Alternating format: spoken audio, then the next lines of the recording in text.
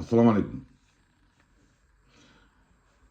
আমি কিছু স্পষ্ট কথা বলতে চাই। আমি জিয়া জিয়া পরিষদের সাবেক সহসভাপতি ছিলাম। সেই সুবাদে আমি কিছুটা কথা বলতে চাই। আমি একজন ছোট্ট কর্মী। বিএনপির ছিলাম দীর্ঘদিন, এখন নাই। যখন বিএনপিকে ভারত দখল করে বসতো তখন থেকে আমার মান-ইজ্জত নিয়ে আমি সরে গেছি। কারণ এটা বিএনপি ছিল একটা পবিত্র দল, জিয়াউর রহমান আদর্শের দল। সেই জন্য আমি আর বিএনপি করি না। তবে আমি আজকে তারেক রহমান নিয়ে কিছু কথা বলতে চাচ্ছি। উনি চতুর্মুখী সমস্যা আছে। চতুর্মুখী সমস্যা বলতে উনি যদি ক্ষমতায় আসেন, বাংলাদেশের প্রাইম মিনিস্টার হন, উনি কখনই বাংলাদেশে ইনসাফ কায়েম করতে পারবেন না।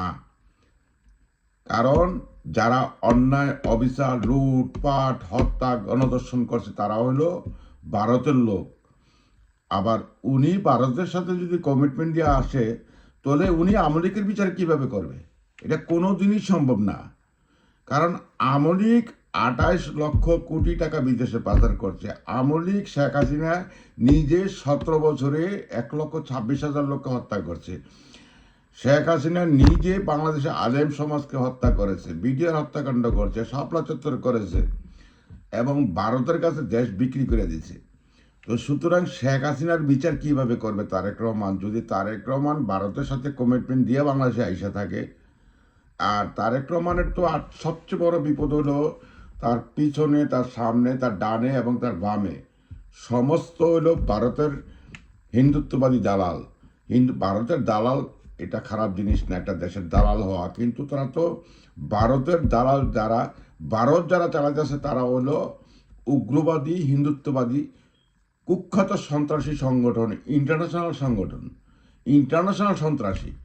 সেই সন্ত্রাসী সংগঠনের প্রধান হলো শেখ হাসিনা এবং তার গং, তার যত লোক আছে। আওয়ামী লীগের তো কোনো দেশ নাই, আওয়ামী লীগের কোনো ধর্ম নাই, আওয়ামী লীগের কোনো জাত নাই। কারণ দালালের তো কোনো ধর্ম নাই। তদ্রুপ বিএনপির যে হাইকমান্ডের নেতাগুলো আছে, যেমন ফজু পাগলা আছে, রুমিন ফারহানা আছে, তারপরে শিলং সালাউদ্দিন আহমেদ আছে, ফখরুল ইসলাম আলমগীর আছে, এদের তো কোনো চরিত্র আছে? কোনো চরিত্র নাই। যেমন আওয়ামী লীগের চরিত্র নাই, তাদেরও চরিত্র নাই। সুতরাং এই মাঝখানে থেকে তারেক রহমান কীভাবে দেশে নিয়ে ইনসাফ কায়েম করবে সেটা সম্ভব না। কারণ উনি মাইনকার চিবায় পড়ে গেছে, চতুর্মুখী মাইনকার চিবায়।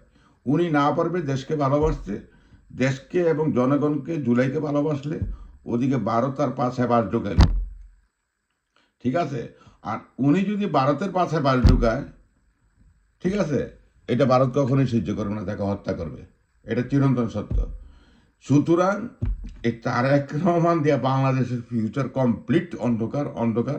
যদিও আমি আমার ১৯৮৩ সাল থেকে আমি সক্রিয়ভাবে বিএনপিতে জড়িত ছিলাম, কিন্তু তারপরও দেশের স্বার্থে আমি একটা কথাই বলবো, এই তারেক রহমান যদি বাংলাদেশের প্রাইম মিনিস্টার হয়, দেশের একটা বিশাল অন্ধকার নেমে আসবে এবং ইনসাফ কখনোই কায়েম হবে না এবং ফেসিবাদ, ভারতীয় আগ্রাসন এই দেশে ঢুকবে, সেটি নিশ্চিত।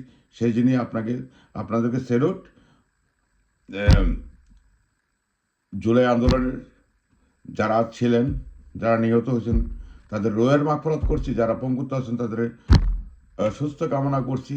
বাংলাদেশ জিন্দাবাদ, ইনকলাব জিন্দাবাদ, ওসমান হাদি জিন্দাবাদ।